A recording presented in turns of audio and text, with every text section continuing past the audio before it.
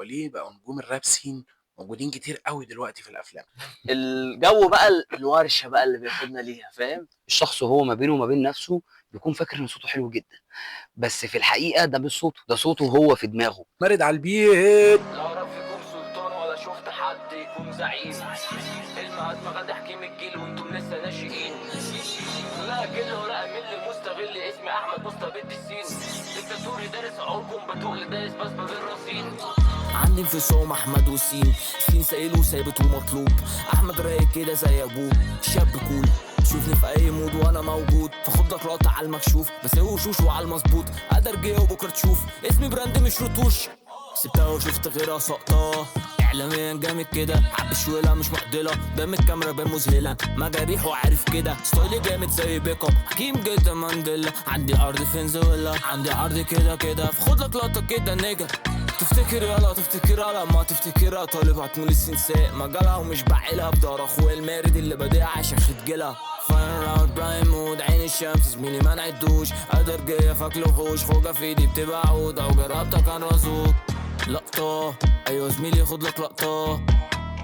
طفرة في جيلي ايوه انا فلتة. لقطة ايوه زميلي خد لك لقطة. في الحلقة ايوه فاكك انا الشفرة. لقطة ايوه زميلي خد لك لقطة لقطة. طفرة في جيلي ايوه انا فلتة. لقطة ايوه زميلي خد لك لقطة. في الحلقة ايوه فاكك انا الشفرة. خد لازميلي لقطة. لحظة شايفك محروم من إشارة. لحظة خد لازميلي لقطة. لحظة طول الحلقة دماغي. لقطة أيوة زميلي خد لك لقطة. طفرة في جيلي أيوة أنا فلتة. لقطة أيوة زميلي خد لك لقطة. في الحلقة أيوة فاكك أنا الشفرة. اللي بيجي بيقول انا عايز 1 2 3 فانت دايركت بتنفذ له 1 2 3 وهو بص حلو قوي. انا في ناس بتعامل معاها بنفذ لها الواحد اتنين تلاته. مبدئيا بس عشان اكون صريح، انا بقالي فتره طويله قوي مبطل شغل هنا جوه مصر. ما بشتغلش مع ارتست جوه مصر، ويمكن احمد عارف النقطه دي وكل اللي بيتابعوني عارفين كده. اغلب شغلي كله رايح بره مصر، انجلترا بقى، كندا، المانيا، امريكا، دول عربيه مثلا زي السعوديه، الامارات، اليمن، الحاجات دي. في مصر هنا ليا ارتست معينين قوي بيبقوا قادرين طبعا على البادجت بتاعك ان هم يجوا لك يشتغلوا معاك. في ناس من ضمنهم انا بنفذ لهم 1 2 3 عشان اريح دماغي خالص. وفي ناس هو بيسيب لي دماغه وبعد ما بيشوفني انا بعمل ايه اوريدي هو بيكتسب فيجن، فلاقيه داخل لي باقتراحات حلوه.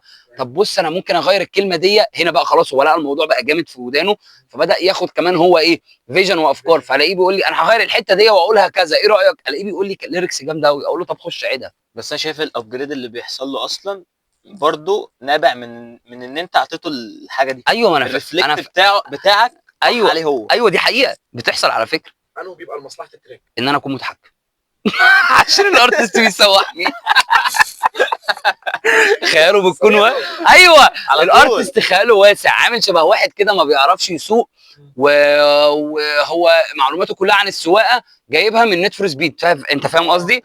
مش في الحقيقه، مش في الارض الواقع. انت عربيه، انت سوقت عربيه في لعبه، انت سوقت العربيه بدماغك وعارف ان السواقه سهله، لكن لو سوقت سوقت حصه يتعلم، لو سوقت هتبوظ الدنيا. انت فاهم؟ فنفس الكلام الارتست.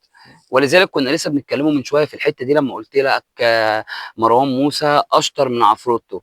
الشطاره هنا في ان دوا بيوزع وبيهندس وبيسجل وبيكتب وبيغني، فهو عنده معلومات كامله، وهنا اتعلمها من ابيو لان ابيو عنده المعلومات الكامله. انت فاهم الفكره؟ ولذلك الفنانين الكبار تامر وغيره اول ما بيبقوا خلاص بداوا يوصلوا لمرحله الميجا ستار بقى، اللي بيتعلم كل الالات واللي بيتعلم 3 4 الات عشان يبقى قاعد مع الموزع بيديله الخيال اللي هو عايز يروح بيه. انت فاهم؟ ما يبقاش قاعد، انا اسف في اللفظ، هو فاهم مزيكا بس حاطط نفسه في زون ان هو انت بتغني بس، ما ينفعش تتكلم في الحته دي بتاعتي انا، انت بتغني.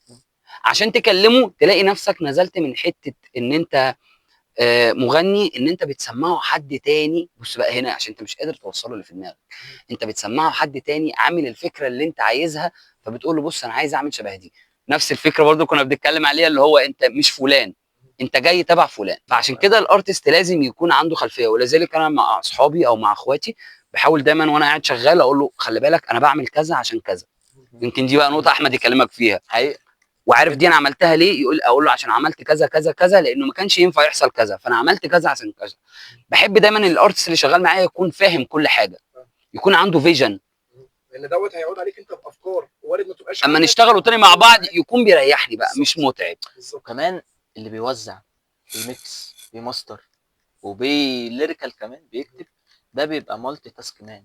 فانت بتخش له كارتست، انت لو لسه مبتدئ فهو بيديلك بقى الفيجن بتاعت انك تبقى ايه، وانس انك بقيت مالتي تاسك مان شكرا. هو ده بفضله يعني، ده راجع برضو لحاجات كتير قوي، وبرضو راجع لك انت ان انت عايز تعمل ابجريد لنفسك، فاهم؟ فدي مهمه جدا، اشتغلت مش مع حد اي علمني، حد. خلاص علمني. بالظبط، وأنا عندي القابليه ان انا اتعلم. دي حقيقة. جدا. وده اللي يرجعني تاني لاحمد. مم. خلينا نقول بدايه معرفتك بميرنا. يلا بالصدفه البحته. يلا. بالصدفه البحته. هو كان في موقف هو موقف بس رب ما كده. يحكيهوش كامل يعني، لا لا لا يحاول لا ايه لا لا. يقصقص منه. بص هو تمام. اخوكم تمام، عايزين تحكوا وحسام هيشيل. لا لا لا لا تمام. هيشيل هنا وحسام شايل. لا بص يعني هو باختصار وببساطه الموضوع زي ما قلت لك بالصدفه البحته. تمام. شخص ما كان يعرفني عن طريق برضو الصدفه البحته، عرفني بشخص، عرفني على مارد برضو بالصدفه والله. جدا. والفكره بقى ان انا خدت احمد، لقيت احمد انا وبقينا انا واحمد صحاب قوي، وانتقيته من وسط كل دول ان انا وهو بقينا صحاب قوي، جدا. فاهم؟ بالصدفه البحته برضه. قلب القلب رسول، فخلاص يعني. ما هي الدنيا انا مقتنع ومؤمن دايما بحته ان القلوب بتتلاقى. حصل. لو انا حقيقة. بحبك فانت هيوصلك احساس ان انا بحبك كشخص، ان انا متقبلك وبحبك وفي قبول. ولو انا بكرهك فانت هيوصلك احساس ان انا بكرهك، فبالتالي انت كمان هتكرهني. فعشان كده هنا قال لك القلوب بتتلاقى. القلوب اتلاقت. لو عايز احكي خلاص. برضو الموقف نفسه كده باختصار، انا كنت جاي مع في اكشن هنا. ايوه انا عشان هو بس انا فاهمك حاجه. مارد عمل الغريب في الموقف ده، عمل الغريب انا مش عملت اللي طبيعي. كل اللي موجودين، كل اللي كانوا في الموضوع اصلا استغربوا انت اشمعنى بتعمل مع بص، فلان ده كده. اللي كان انت لسه جاي عارفه معايا امبارح. كانوا شخصين. كان اول مره نتجمعوا مع مارد انا وواحد تاني يعني. تمام. كان اللي جايبنا كان يعرف على علاقه بمارد يعني، يعرفه جاري. علاقه جاري هنا. فالمهم الاثنين اللي معايا بقى ايه بيفردوا اجنحتهم. انا طبعا انا مش محتاج ان انا ابقى قاعد افرد اجنحتي في حاجه، انا لسه بتعرف على الدنيا، بتعرف على الناس، قاعد مع ناس لسه اول مره. عايز العب مزيكا، عايز اقول عايز تراكات، اشوف بس الدنيا لسه مش الناس فاهم بتقول الدنيا ايه. بتقول ايه، لا فاهم؟ الناس بقى داخله بايه، بطاقه بقى وانرجي عندهم غريبه، فاهم؟ وانا قاعد عادي جدا مفيش اي مشكله، انا قاعد بحاول اشتري، فاهم؟ انا عموما بحاول اشتري اكتر من ان انا اظهر نفسي. مارد عمل الغريب، عطى الريسبكت للناس كلها طبعا اللي قاعده ده اكيد. بس لقيته اخدني في سكه تانية بعيد عنهم. قوم غني قدام المايك، ده اللي حصل. حصل. ايه ده؟ قوم انا قاعد ساكت ما اتكلمتش. ايوه انا قاعد عارف. طب ده بدي دول اللي مثال، بيتكلموا. فاهم؟ قلت له انت اللي هتغني قدام المايك، قوم اقف قدام المايك حصل. يلا. ورحت فاتح الهندسه، فاتح الدنيا، مظبط كل حاجه. هو راح سمع صوته بالهندسه وهو شغال، وفي مزيكا قدام منه، لقيته اندمج وعاش، فاهم انت؟ خلاص رحت بقى، فاهم؟ هم اللي قاعدين اصلا اتصدموا فيه، لانه كان اول مره يقف قدام مايك في حياته. الحقيقه حظوظ بدايات ولا القوه هنا. مود دخلت فيه ولا؟ لا لا لا، القوه هنا، القوه في ان انت، او مش القوه، الاحترافيه في ان انت تاخد من اللي قدامك رهبه المكان وتديله طاقه المكان، حقيقه. تديله الحاجه اللي جوه منه، يعني تطلع من جوه منه الباور اللي هو فيه ومش عارف يطلعه، بس تطلعه منه على مراحل، لانه لو طلع مره واحده لا هيلبس في اي حته ممكن تقابله، مش هيعرف يتفاداها. انت فاهم؟ وانا لو كان عندي ثقافه قبل ما اجي اصلا للراجل ده، فهو يعني اداني ثقافه على ثقافتي مرتين برضه يعني. دي حاجه دي حقيقه، دي حقيقه. عمرها احنا يعني. جاي اصلا هو عنده فيجن، جاي عنده لا معاه افكار، معاه دنيا، بيسمع، واللي بيسمع كتير ده انا بحبه جدا. هو اريح وافهم ودماغه بتبقى احسن بكتير، لانه بيبقى ما طالما سمع كتير بيبقى بيبحث عن الحاجه اللي عجبته اتعملت ازاي. احمد لو حصل في وقت قدام ما لقيت شغلك محطوط، وهو شغلك مش من الالف للياء تمام، متاخد ونازل باسم حد تاني، لا بيتقفل عادي. لا طبعا كده ده امر مفروغ منه ان هو اتقفل. بس كده. نقطه ان شغلي مجهودي حتى لو واحد سمع فهو ده شغلنا اللي اتسرق، حتى لو واحد بس اللي سمع فدي بتفرق معانا، صح ولا انا بتكلم غلط؟ اكيد حلوه. فاهمني؟ فرده فعلك انت هتبقى ايه؟ هبدا بس. اخد اجراء طبعا في اي حاجه من الحاجات دي، بس لأن دي حاجه ده مفرحه طبيعي. جدا على فكره. هي حاجه كويسه يعني، انا مش ضد ده مش دي ضد حاجه ده. مفرحه جدا جدا. دي حصلت هقول معايا لك يعني ليه. على فكره، حصلت معايا انا واحمد كذا مره على مدار السنه. حصل شفت بقى في حصل تراكات دلوقتي جايبه ترند اصلا افكارها عاملينها انا واحمد ونزلناها في ستوري اتنحدت. وما تكلمناش عنها وعادي. في شغل نزل واتنحت او اتاخد. لا اتنحت اتنحت اتنحت. في شغل نزل واتنحت، نزل باسامي ناس تانية. اتنحتت الفكره بالظبط كده وانت من شويه كنت بتقول لي دي حاجه حلوه جدا. وانا ما إزاي حاجة حلوة اتكلمتش. جداً؟ هو ليه؟ بص الفكره ان اغلب علاقاتي كلها داخل مجال المزيكا. تمام. يمكن احمد علاقاته كلها مثلا صحابه ومش عارف ايه، اصدقائه حقيقي. ومش عارف ايه. انا بقى الحته اللي بقالي ايه، عشان بقالي 15 سنه في المزيكا، فانا اغلب صحابي موزعين ومش عارف ايه، مغنيين مش عارف ايه، صحابي كلهم جوه الزون دي، ما بيخرجوش بره الزون دي. فما بعمل حاجه بنزلها ستوري على الواتساب. يعني لما كنت بعمل شغل انا واحمد كنت انزل ستوري على طول على الواتساب، فاهم، وانزل ستوري على الانستجرام وانزل ستوري هنا. فبعد فتره اكتشفنا من وسط الاستوريات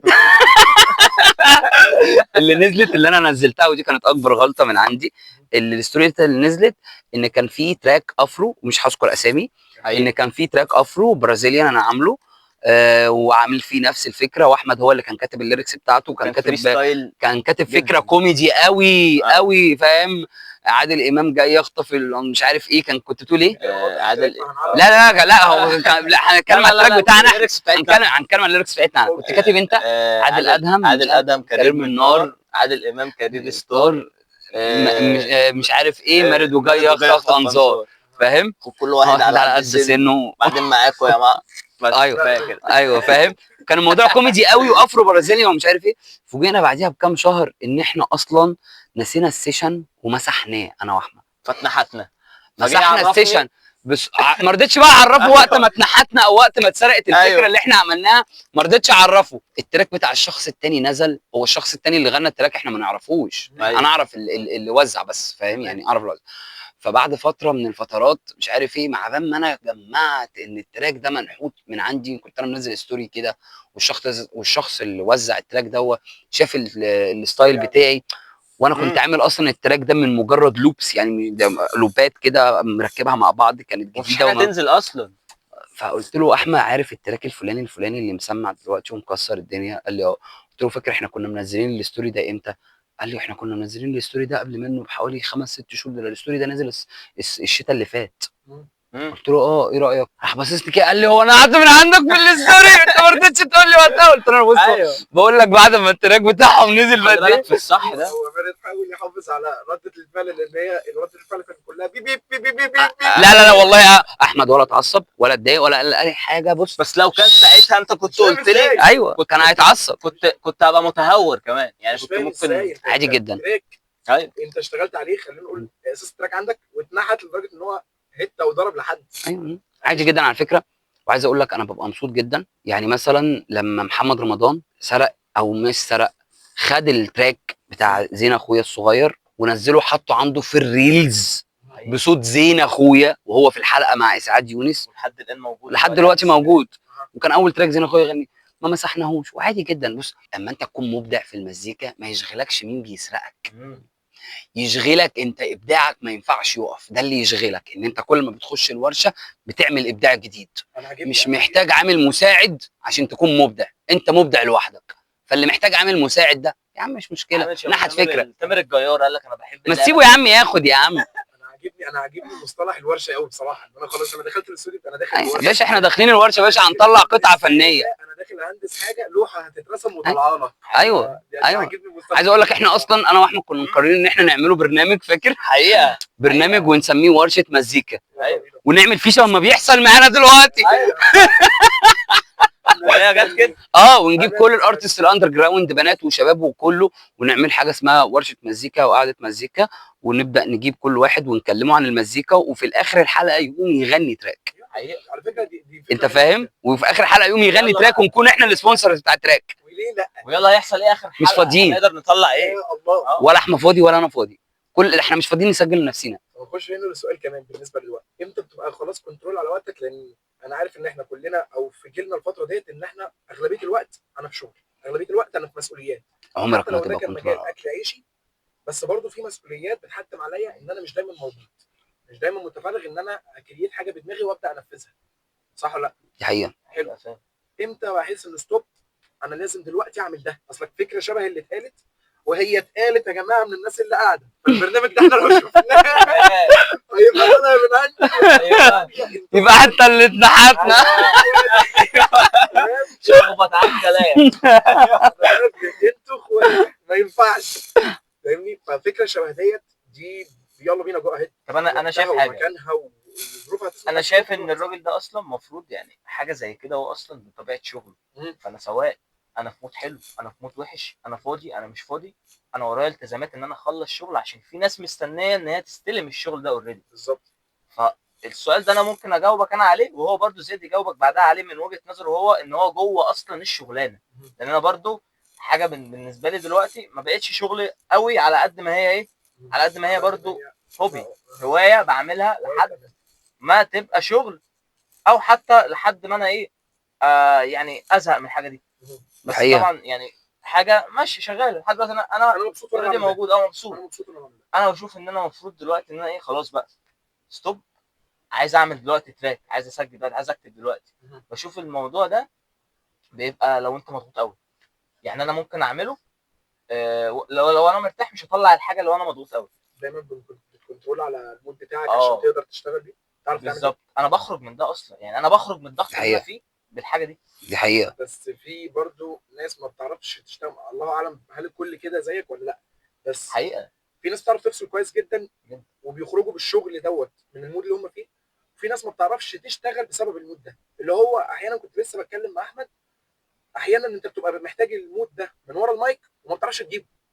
ايوه انا عايز المود بتاع الفصلان والكآبه والخنقه، ويلا انا التراك ده محتاج كده، مش عارف اعمله. بس انت عندك هنا نقطتين، خد بالك في نقطتين. انت النقطه اللي انا بكلمك فيها اصلا، انت لو نفسيتك وحشه وعايز تخرج من نفسيتك دي بالمزيكا، والنقطه الاولانيه لو انت جات لك الحاجه دي مره واحده، يعني انت ممكن مره واحده انا عايز اعمل ده، خلاص انا مش عايز اخرج بقى من مود كئيب، لا انا اوريدي مفيش حاجه، الدنيا تمام، بس انا عايز جالي مثلا ايه حاجه عايز اعملها دلوقتي. بخلاف الضغط اللي انت بتبقى موجود فيه، انت بيكون الوقت اللي خلاص انا لازم اخش اسجل دلوقتي، لان قلنا ان في فكره للبروجكت هنا عالمي وواقف على نقطه ان الوقت تمام. بس احنا كنا بنتكلم برضو في نقطتين، هذكر لك انا الحاجتين منهم وهخلي مارد برضو يكمل على اللي انا هقوله يعني.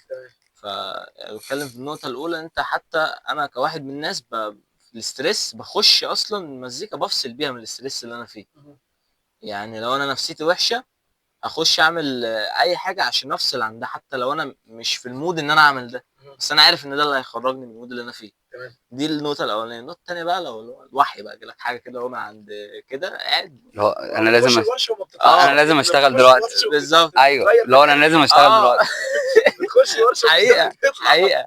وبرده زاد بقى يكلمك من نقطه ان هو اصلا اوريدي من جوه الحاجه دي بقت شغله بقى، من جوه المطبخ بقى. فهو اصلا هو اصلا حتى لو يعني الحاجه دي يعني مفروض عليه، فهو برضه حتى لازم يعملها عشان زي ما قلت لك مربوط بمواعيد شغل، مواعيد تسليم، والكلام ده كله بقى هو يكمل لك يعني. بص، هي الفكره كلها بتكون ان انت احيانا بتبقى محتاج فعلا ان انت تفصل مهما كان عليك ضغط، واحيانا ساعات بعملها على فكره، يعني ساعات بيبقى ورايا شغل متلتل والدنيا متبهدله معايا في الشغل، واروح قافل تليفوني، قافل نت، ما بردش على حد، اخد احمد وننزله مثلا نقعد لقطه. ايوه زميلي خد لك لقطه، طفره في جيلي، ايوه انا فلتة لقطه. ايوه زميلي خد لك لقطه في الحلقه، ايوه فاكر كان الشفره.